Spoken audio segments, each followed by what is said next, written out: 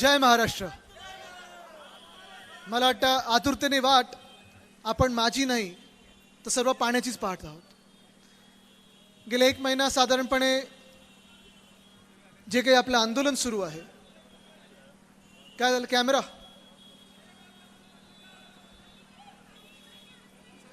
ठीक आहे. तुम्ही कॅमेरा सेट करून बसू शकाल का प्लीज? ठीक आहे, 2-5 मिनिटात बसतील ते. साधारणपणे गेले 1-1.5 महिना आपण पाहतोय पाणी टंचाई आपल्याला संपूर्ण महाराष्ट्रात दिसत आहे. आणि तसंच 1 महिन्यापूर्वी मला अंबादासजींचा फोन आला की आदित्यजी, आम्ही एक मोर्चा घेत आहोत, वेगळ्या प्रकारचं आंदोलन घेत आहोत संभाजीनगरमध्ये. ज्या छत्रपती संभाजीनगरमध्ये आपण अनेक वर्ष कामं केली, ज्या छत्रपती संभाजीनगरची दिवसरात्र सेवा करत आलो, ज्या छत्रपती संभाजीनगरमध्ये आपण आपलं सरकार असताना मग ते पोलिसांची घरं असतील, आपल्या शाळेचे विषय असतील, रस्त्यांचे विषय असतील, घनकचऱ्याचे विषय असतील, हे सगळे सोडवत आलो. त्याच छत्रपती संभाजीनगरमध्ये आम्ही महिनाभर आंदोलन करत आहोत. प्रत्येक वॉर्डमध्ये जाणार आहोत, 90 वॉर्ड फिरणार आहोत, घरोघरी जाणार आहोत. आणि फक्त काही कार्यकर्त्यांना नाही, फक्त काही आपल्या पक्षासाठी नाही, तर ह्या छत्रपती संभाजीनगरमध्ये प्रत्येक नागरिकापर्यंत आम्ही पोचणार आहोत. आणि पोचून त्यांची देखील भूमिका जाणून घेणार आहोत की पाण्या प्रश्नाबद्दल आपलं काय मत आहे. मला त्याने एक शेड्यूल पाठवलं होतं. काय झालं? ठीक आहे. त्यांनी मला एक शेड्यूल पाठवलं होतं आणि त्या शेड्यूलमध्ये सकाळी काय करणार, संध्याकाळी काय करणार हे दाखवलं होतं. पण हे सगळं करत असताना साधारणपणे मी त्यांना विचारलं होतं की अंबादास दानवेजी, मी पण स्वतः येऊ का तुमच्यासोबत? मला पण उतरायचं या लढाईमध्ये, मला पण प्रत्येक मोर्चात यायचं आहे. सकाळचं असेल, संध्याकाळचं असेल, जी काही पदयात्रा आहे मला देखील यायचं आहे, मी येऊ का? आणि तेव्हाच मला त्यांनी सांगितलं, आदित्यजी तुम्ही आत्ता येऊ नका. प्रत्येक शिवसैनिक, प्रत्येक महिला आघाडीची जी काही आपली यंत्रणा आहे ती कामी लागणार आहे. तुम्ही जे यायचं आहे ते साधारणपणे शेवटच्या दिवशी, शेवटच्या तासाला जे आपलं आंदोलन असेल ते आंदोलन, तो सगळ्यात मोठा मोर्चा निघणार आहे. संभाजीनगरमध्ये जे कोणी नागरिक असतील ते आपल्यासोबत येणार आहेत. आज इथे उतरल्यानंतर जे काही मी पाहतोय, प्रत्येक जण मला जो भेटत आहे, मी आता रस्त्याने येत होतो, मला सगळेजण सांगतात की आदित्यजी, पाण्या प्रश्नाबद्दल काहीतरी करा, आवाज उठवा, तुम्ही जो मोर्चा काढला तो योग्य आहे, आम्हाला पाणी हे मिळालंच पाहिजे. कधी 10 दिवसानंतर, कधी 11 दिवसानंतर, कधी 12 दिवसानंतर, कधी 15 दिवसानंतर पाणी हे आमच्या घरी येत आहे. बरं, पाणी जे येते ते काही पिण्यासारखं पाणी आहे का? अनेक ठिकाणी मी ऐकतोय पाणी येते की कोका कोला येतोय, पेप्सी येते, हे आपल्याला कळत नाहीये. अक्षरशः गढूळ पाणी येते, जवळपास काळं पाणी येत आहे. ही सजा ही आपल्या छत्रपती संभाजीनगरला कशामुळे मिळत आहे, कोणामुळे मिळत आहे, आम्ही काय पाप केलं आहे, ह्या मुख्यमंत्री महोदयांनी आपल्याला सांगितलं पाहिजे. तर आणि तरच हे आंदोलन थांबेल, नाही तर हे आंदोलन थांबणार नाही. हे आम्ही आज इथे इशारा द्यायला आलेलो आहे. मला तेही दिवस आठवतात जेव्हा फडणवीस साहेब विरोधी पक्ष नेते होते. इथे मला वाटतं ह्याच रस्त्यावर त्यांनी आंदोलन केलं होतं आणि काय भाषण केलं होतं, तुमसे गिला नाही, हे ते काय काय सांगत होते ना. किती अति टाकल्या, इथून येण्यासाठी बंदी, तिथून येण्यासाठी बंदी. आता तुम्हाला सांगतो, बिलकुल आमचं सरकार आलं की बिलकुल पाणी देऊ. फडणवीस साहेब, ओरडून चालत नाही, काम करायला लागतं, ते काम करून दाखवायला लागतं. ती धमक उद्धव बाळासाहेब ठाकरेंमध्ये होती, ती तुमच्यात असेल तर काम करून दाखवा, या शहराला पाणी देऊन दाखवा. पण नुसतं आरोप करायचे, तोडफोड करायची, जातीय भांडणं लावायची, धार्मिक भांडणं लावायची, समाजामध्ये वाद निर्माण करायचे, आरोप करायचे, प्रत्यारोप करायचे, इथे तसं सरकार चालत नाही. जेव्हा तुम्ही त्या खुर्चीवर बसताना तुम्ही काय कामं करून दाखवलेली आहेत आणि काय कामं करायची आहेत ती तुम्ही आम्हाला सांगायची असतात आणि सांगितलेली कामं करून दाखवायची असतात. आम्हालाही आठवतं जेव्हा आमचं सरकार होतं, जेव्हा मी त्याच सरकारमध्ये मंत्री देखील होतो, देसाई साहेब पालकमंत्री होते. प्रत्येक दिवशी सुभाष देसाई साहेब उद्धव साहेबांना सांगायचे की छत्रपती संभाजीनगरमध्ये काय काय कामं चालू आहेत. मला तो देखील काळ आठवतो जेव्हा इथे घनकचऱ्याचा प्रश्न निर्माण झाला होता, कचरा उचलला जात नव्हता. मी स्वतः फडणवीस साहेबांना मुख्यमंत्री ते असताना भेटायला गेलो होतो. अनेक आपले शिवसेनेचे नेते होते, पदाधिकारी होते, काही आपल्या सोबत आहेत, अनेक आपल्या सोबत आहेत. आणि काही काही लोकांनी कुठे कुठे हात मारला मला माहिती नाही, पण 72व्या मजल्यावर घरं मिळवलेली आहेत, प्राप्त केलेली आहेत. काही काही लोकांनी मोठे बंगले बांधलेले आहेत, सगळं काही आहे त्यांच्याकडे. म्हणजे ती लाईन होती ना, मेरे पास गाड़ी है, बंगला है, घर है, तुम्हारे पास क्या है? मी त्यांना सांगते, मेरे पास महाराष्ट्र की जनता है, वो मेरे साथ है. पण आज मला आठवतं त्या दिवशी माझी जन आशीर्वाद यात्रा होती, इथूनच मी चाललेलो होतो आणि घनकचरा व्यवस्थापन आपण जेव्हा केलं होतं, विलगीकरण केंद्र होतं, तिथे मी चाललो होतो. तत्कालीन महापौर असतील आणि अनेक लोकांनी मला सांगितलं होतं, तिथे जाऊ नका, दिवसभर तुम्ही तिथे गेलात तर तुमच्या कपड्यांना वास मारेल. आणि मी सांगितलं तर वासाची मला चिंता नाही, आपण ह्या शहरासाठी काय करत आहोत ते मला बघायचं आहे. मी तिथे जाऊन पाहणी केली होती, जी काही सुधारणा होती तिथे आपण केली होती.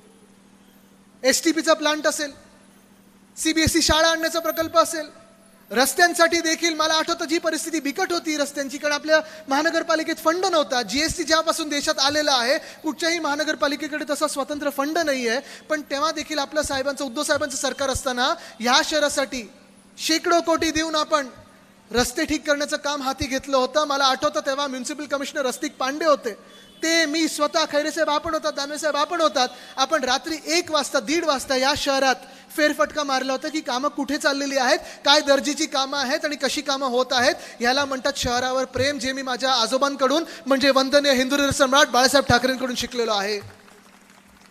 नुसतं आरोप नाही केलेत, कामं केलेली आहेत. होय, मी मंत्री असताना अजंठा एलोरासाठी असेल 100 कोटी मी मंजूर करून दिले होते, कारण ह्या शहरामध्ये आपल्याला पर्यटन वाढवायचं होतं. पर्यटक नुसतं महाराष्ट्रातून नाही, नुसतं देशातून नाही, तर जगभरातून खेचून आणायचं होतं, कारण जगात छत्रपती संभाजीनगर नाव हे मला न्यायचं होतं.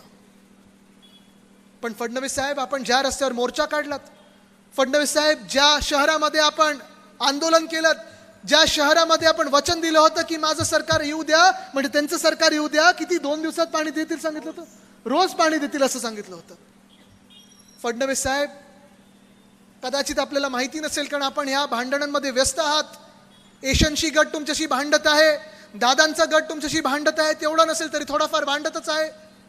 पालकमंत्री कोण होणार? मुंबईमध्ये मंत्र्यांच्या बंगल्यांमधून कोणाचा बंगला कोणाला मिळणार?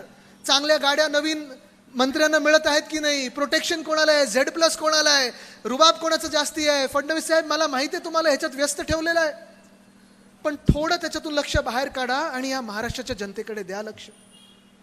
आज ही जनता त्रस्त आहे, हैराण आहे. आज महाराष्ट्रात कुठचाही जिल्हा असा नाहीये जिथे गुन्हेगारी वाढली नसेल. एक दिवस पोलिसांना मोकळं करून द्या, हात मोकळे करा त्यांचे. गुन्हेगारी एका दिवसात पोलीस थांबवतात की नाही हे पाहून बघा.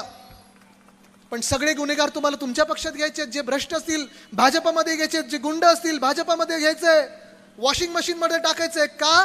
तर ह्यांची मदत घेऊन तुम्हाला लोकांवर दादागिरी करायची आणि निवडणुका जिंकायचं. फडणवीस साहेब, कधीतरी ह्या चक्रातून बाहेर पडा आणि जनतेची सेवा करा.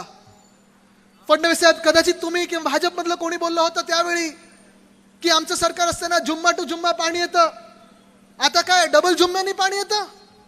फडणवीस साहेब, कधीतरी धर्माचा चष्मा बाजूला ठेवा आणि माणसाला माणूस बघून बघा. जात पाहू नका, धर्म पाहू नका, माणसाला माणूस म्हणून. मी जेव्हा माणूस म्हणतो तेव्हा बाई आणि पुरुष दोन्ही, महिला पुरुष दोन्ही, माणुसकीच्या चष्म्यातून बघा. कदाचित नंबर वाढला असेल, डोळ्याचं तपासणी करून घ्या.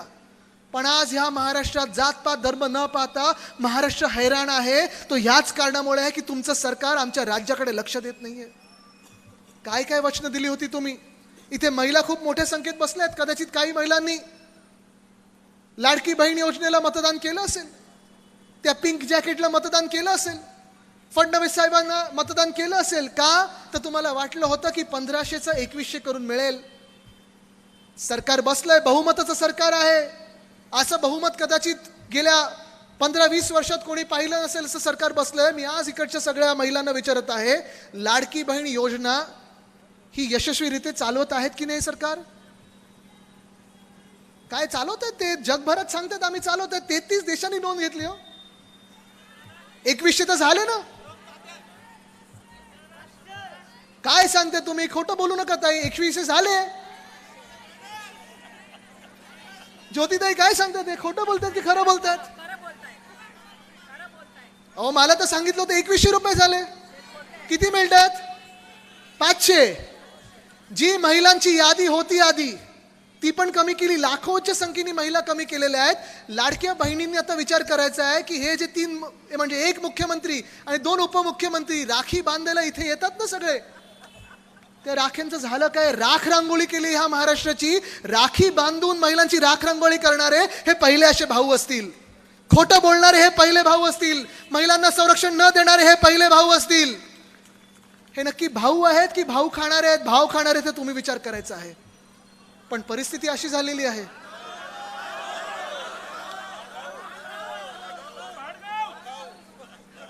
ठीक आहे, ते तुम्ही ठरवायचं, ते तुम्ही ठरवायचं. मी भाव खाव बोललो, बाकी काय बोललो नाही. पण आज दुर्दैवाने परिस्थिती ही झालेली आहे की संपूर्ण महाराष्ट्रामध्ये महिलांचे हाल असे झाले आहेत, ज्यांनी विश्वास ठेवला या भावांवर की होय मला 2100 करून मिळतील. ते तर झालंच नाही, 500 होत आहेत. काही काही महिलांबद्दल असं झालेलं आहे की ज्यांच्या खात्यात पैसे गेले, हेच सरकार निर्लज्जपणे आता सांगते की तुमच्या खात्यात चुकीचे पैसे आले, ते परत द्या, नाही तर तुम्हाला आम्ही दंड देखील लावू. हे पहिलं सरकार असेल, निर्लज्ज सरकार असेल. पण त्याच बाजूला मी पाहतोय ग्रामीण भाग असेल, शहरी भाग असेल, कधी अतिवृष्टी होते, कधी दुष्काळ होतो. आता गेल्या 6 महिन्यात देखील काही काही ठिकाणी पाऊस पडलाय, काही काही ठिकाणी दुष्काळ परिस्थिती झालेली आहे. शेतकरी बांधव आत्महत्या करतात, गळ्याला फास लावून स्वतःचे जीव घेत आहेत. आणि त्यांच्या देखील महिलांना, पत्नींना हे सरकार उत्तर देऊ शकत नाही की ही परिस्थिती शेतकऱ्यांना का आली. इथून काही अंतरावर या जालना रोडवर जा, कधी बीड रोडवर जा, कधी शेतकरी भेटतील त्यांना विचारा. कारण आपण अनेक लोक शहरी लोक असतो, आपल्याला वाटतं की आपलंच सगळं हे महत्वाचं असतं. पण जेव्हा शेतकरी बांधवांना तुम्ही विचाराल की जे काही सांगितलं होतं, काय काय सांगितलं होतं, कर्जमाफी करू, दादा तर सरळ बोलतात की मी कधी वचन दिलंच नव्हतं. मुख्यमंत्री बोलतात हे आत्ता मला करायचं नाहीये. नक्की ह्या राज्यात चाललंय तरी काय, हा प्रश्न जर आपण विचारला तर तुम्हाला भलतीकडे नेतील. मी तुम्हाला पुन्हा एकदा सांगतो, होय रामराज्य आम्हाला पण आणायचं आहे, पण आमच्या रामराज्यात आम्ही एक शिकवण घेतलेली आहे. आमची शिकवण हीच आहे, रघुकुल रीत सदा चली आहे, प्राण जाय पर वचन न जाय. जेव्हा जेव्हा हे भाजपचे मंत्री असतील, हे एशनशी गटातले मंत्री असतील, ह्या सगळ्या महाझुटी कारभार मधले निर्लज्ज आमदार असतील, खासदार असतील, ते येतील तेव्हा विचारा त्यांना, पाणी कधी देताय, तुम्ही जी वचनं दिली होती ती पूर्ण कधी करताय, आणि नसेल करताय तर राजीनामा द्या आणि निघून जा आमच्या महाराष्ट्रातून. आम्हाला ह्या राज्यामध्ये असे खोटारडे लोक नको आहेत. बरं, प्रश्न असा आहे की तुमच्या इकडच्या पालकमंत्र्यांना भेटायचं, तर भेटायचं तरी कधी? 72व्या माळ्यावर जायला तुम्हाला लिफ्ट आहे का? ते गाणं होतं ना, ऊंची आहे बिल्डिंग लिफ्ट तरी बंद आहे, कैसे मैं आऊ दिल रजामंद आहे, ते झालं. बरं, खासदारांना आता मी तेच विचारत होतो, मला तर राजूजी तुम्हाला विचारत होतो, आत्ताचे खासदार कोण आहेत तुमचे? खासदार कोण आहेत? नाही, आता तुम्ही मला सांगा, प्रश्न असा पडलेला आहे की त्यांच्या समोर पाण्याचं आंदोलन करायचं तरी कसं? तुम्ही रिकामी बाटली घेऊन गेलात, काय भरून देतील तुम्हाला? हे महिलांना मान्य आहे? कदाचित स्पीड ब्रेकर लगेच टाकून देतील का दुकानाच्या बाहेर, पण दुकान देखील स्वतःचं करून घेतील. हे पुरुषांना मान्य आहे? आज गंमतीचा भाग बाजूला सोडा, पण दुर्दैव असं आहे की ह्या शहरावर, छत्रपती संभाजीनगर शहरावर प्रेम करणारं या सरकारमध्ये कोणी नाहीये, आपलं मानणारं या सरकारमध्ये कोणी नाहीये. ह्या शहराचं विकास करण्यासाठी असेल, समाजकारण करण्यासाठी असेल, म्हणजे खरोखर अंबादास दानवेजी, तुम्ही आणि सगळेच मंचावर बसलेले, खैरे साहेब आपण असेल, सगळेच जे शिवसैनिक आहेत, शिवसैनिक बोलल्यानंतर शिवसेना, महिला आघाडी, युवा सेना, युवती सेना, भारतीय कामगार सेना असेल, स्थानिक लोकाधिकार समिती असेल, सगळ्या अंगीकृत समित्या मी बोलतो. तुम्ही जी मेहनत घेतात, गेले 1.5 महिना जे काम करत आहात, म्हणजे आंदोलन करत आहात, प्रत्येक वॉर्डमध्ये पायी गेलेले आहात. जे माझ्या आजोबांनी सांगितलं होतं की 80% समाजकारण, 20% राजकारण, हे तुम्ही खरं करून दाखवलेलं आहेत. कारण हे आंदोलन स्वार्थासाठी नाहीये. काही लगेच कुठच्या निवडणुका येत नाहीयेत. कुठच्याही, आता आपण पाहतोय केंद्राच्या निवडणुका होऊन गेल्या, राज्याच्या निवडणुका होऊन गेल्या, एखाद्या महिन्यात कुठच्याही निवडणुका येत नाहीयेत. हे कुठच्याही स्वतःसाठी तुम्ही आंदोलन करत नाही, स्वतःचं कुठेही मोठं होर्डिंग पाहिलं नाही. हे आंदोलन जे आहे ते जनतेच्या हिताचं आहे. आणि हाच प्रश्न आपण विचारायला पाहिजे आज सरकारला की आम्हाला पाणी का मिळत नाहीये. तसं जर विचार करायला गेलं तर हे शहर फार महत्वाचं आहे. हेच शहर म्हणजे छत्रपती संभाजीनगर ऐतिहासिक आहे, पर्यटनासाठी महत्वाचं आहे, उद्योगासाठी महत्वाचं आहे. सुभाष देसाई साहेब जेव्हा उद्योग मंत्री होते, पालकमंत्री होते, तेव्हा इथेच बाजूला काही किलोमीटरच्या अंतरावर ऑरिक सिटी बांधली आहे. जगभरात आम्ही जेव्हा मंत्री म्हणून जायचो तेव्हा अभिमानाने सांगायचो, जर महाराष्ट्रात कुठे यायचं असेल तर ह्या ऑरिक सिटीमध्ये या, छत्रपती संभाजीनगरमध्ये या, आमच्या स्थानिक भूमिपुत्रांना न्याय मिळाला पाहिजे, नोकऱ्या मिळाल्या पाहिजेत, रोजगार मिळाला पाहिजे. पण आज ते होत नाहीये. आज हे सरकार जे आपल्याला व्यस्त ठेवत आहे ते लढायांमध्ये ठेवत आहे, भांडणांमध्ये ठेवत आहे. जिल्ह्यामध्ये पाण्यावरनं वाद सुरू झालेत, तालुक्यांमध्ये पाण्यावरनं वाद सुरू झालेत. पाणी नसेल तर तुमचं धर्म नसेल तर समाज नसेल तर जात, ह्याच्यातच आपल्याला व्यस्त ठेवलेलं आहे. कारण हे जे पैसे खात आहेत हे तुम्ही पाहू नाहीत, बघू नाहीत, म्हणून आपल्या डोळ्यावर झापड लावलेली आहे. आज तुम्ही मला उत्तर द्यायचे आहे. जेव्हा आपण हा मोर्चा काढला, हे आंदोलन सुरू केलं, लबाडोनं पाणी द्या, लबाड कोण आहे आपण बोललो होतो का? लबाड कोण होतं आपण बोललो होतो का? मग अंगावर स्वतःवर रंगरंगोटीने लिहून कोणी घेतलं लबाड म्हणून? काल ज्यांनी उत्तर दिलं त्यांनी. हीच भाजपा गेले 11 वर्ष केंद्रात सरकारमध्ये आहे. हीच भाजपा आपले 2.5 वर्षाचा काळ आणि त्याच्यात देखील कोविडचा काळ बाजूला ठेवला तर 10 वर्ष या महाराष्ट्रात सरकारमध्ये आहे. हीच भाजपा निर्लज्जपणे आपल्यासोबत महानगरपालिकेमध्ये होती आणि हीच भाजपा आपल्यासोबत गेले 25 वर्ष जेव्हा यांची एकहाती सरकार नव्हतं तेव्हा सरकार आणि त्याचे राज्य सरकारचे जे काही फायदे होते ते उचलायला आपल्यासोबत होती. आज आपल्या अंगावर येते. तुम्ही विचार करा, आपल्या महाराष्ट्राबद्दल ह्या भाजपच्या मनात राग केवढा आहे. एक शहर आहे छत्रपती संभाजीनगर, एक शहर आहे. त्या शहराला पाणी पुरवठा का नाही होऊ शकत? 3 दिवस आड असेल, 2 दिवस आड असेल. या महाराष्ट्रामध्ये दुष्काळाची जी परिस्थिती उद्भवलेली आहे, ग्रामीण भागात जसं दुष्काळ जाहीर होतो तसं एकदा ह्या शहरामध्ये दुष्काळ जाहीर करा, नाहीतर लबाडांनो हाच प्रश्न, हा आवाज आता थांबता कामा नाही. आणि म्हणून या सभाची समाप्ती मी करणार नाही. इथून आम्हाला पुढे जायचं, निवेदन द्यायचं, प्रशासनाला निवेदन द्यायचं. आणि प्रशासन तरी काय करणार? जोपर्यंत आदेश मुख्यमंत्र्यांकडून येत नाही तोपर्यंत महानगरपालिका आयुक्त देखील काय करणार? ठीक आहे, आम्ही निवेदन देऊ, आम्हाला सांगतील लवकरात लवकर आम्ही हा प्रश्न मार्गी लावू. पण आज मी जनतेला विनंती करत आहे, मी जसं नेहमी सांगतो की तुर्तास इथे थांबतो, असं थांबणार नाहीये. कारण हा प्रश्न जोपर्यंत आपण मार्गी लावत नाही तोपर्यंत आपण थांबायचं नाही. आज हे आपल्याला पक्क ठरवायचं. तयार आहात? तयार आहात? तयार असाल तर मला वज्रमुठ करून दाखवा की तयार आहोत आम्ही. ही ताकद आहे, ही ताकद येणारा प्रत्येक लबाड जो असेल या सरकारमधला त्याला ताकद दाखवल्याशिवाय थांबणार नाही. धन्यवाद. जय हिंद, जय महाराष्ट्र, वंदे मातरम.